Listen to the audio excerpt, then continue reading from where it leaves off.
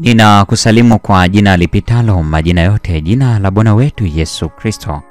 Karibu katika mfululizo wa masomo ya kesha la asubuhi. Leo ni Julai 4 mwaka wa 2025. Tunapoenda kujifunza mada inayosema fimbo ya mchungaji kuwa fimbo ya enzi. Ni mwendelezo wa masomo haya ya Mwinue Yesu Juu sehemu ya pili kwa mwaka wa 2025. Tuombe. Mtakatifu, mtakatifu, mtakatifu, Baba yetu na Mungu wetu ketia mahali pasiri juu mbinguni. Jina lako takatifu litukuzwe sana. Ninakushukuru kwa sababu ya wema wako na ulinzi wako katika maisha yetu. Ninasema asante kwa namna ambavyo umetulinda, kwa namna ambavyo umetutunza, kwa namna ambavyo umetuhifadhi salama hadi siku ya leo. Watoto wako wa kiume na wa kike tuko miguuni pako asubuhi ya leo. Kila mmoja wetu ana jambo anatamani azungumze nawe. Nasi tunaposema nawe asubuhi ya leo, tunaamini uwepo wako uko pamoja nasi, Roho wako akitufundisha kuzungumza nawe kwa namna iliyo sahihi. Enda nasi tunapojifunza mada hii katika jina la Yesu. Amina. Fimbo ya mchungaji kuwa fimbo ya enzi. Mada hii imejengeka katika kitabu cha kwanza cha Samueli sura ile ya 16 aya 13.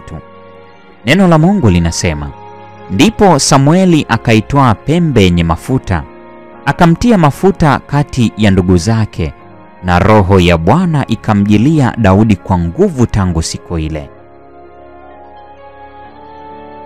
Kadiri wana wa Yese walivyopita mbele ya Samueli, angeweza kumchagua Eliabu, ambaye alikuwa mrefu wa kimo na mwenye monekano wa ukuu, lakini malaika wa Mungu alisimama karibu naye ili kumwongoza katika uamuzi huu muhimu na kumwamuru kwamba asifanye maamuzi kwa kutegemea monekano wa nje. Eliabu hakumcha Bwana, moyo wake haukuwa katika upatanifu na Mungu. Angekuwa kiongozi mwenye kiburi na mwenye mabavu. Hakuna aliyepatikana miongoni mwa wana wa Yese ila Daudi, aliye mdogo zaidi, ambaye kazi yake ya unyenyekevu ilikuwa kazi ya kuchunga kondoo. Alikuwa ameijaza nafasi ya unyenyekevu ya mchungaji kwa uaminifu na ujasiri mwingi kiasi kwamba Mungu alimchagua kuwa nahodha wa watu wake.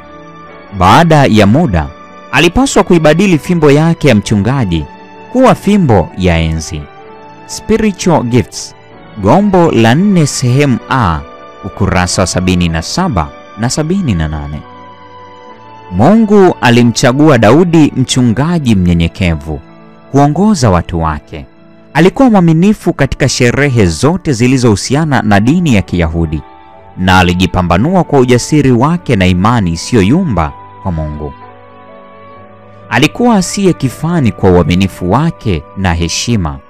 Uimara wake, unyenyekevu, kupenda haki na msimamo wake kitabia vilimstahilisha kutekeleza makusudi ya juu ya Mungu ili kuwafundisha Israeli katika ibada zao na kuwatawala kama mfalme mkarimu na mwenye hekima.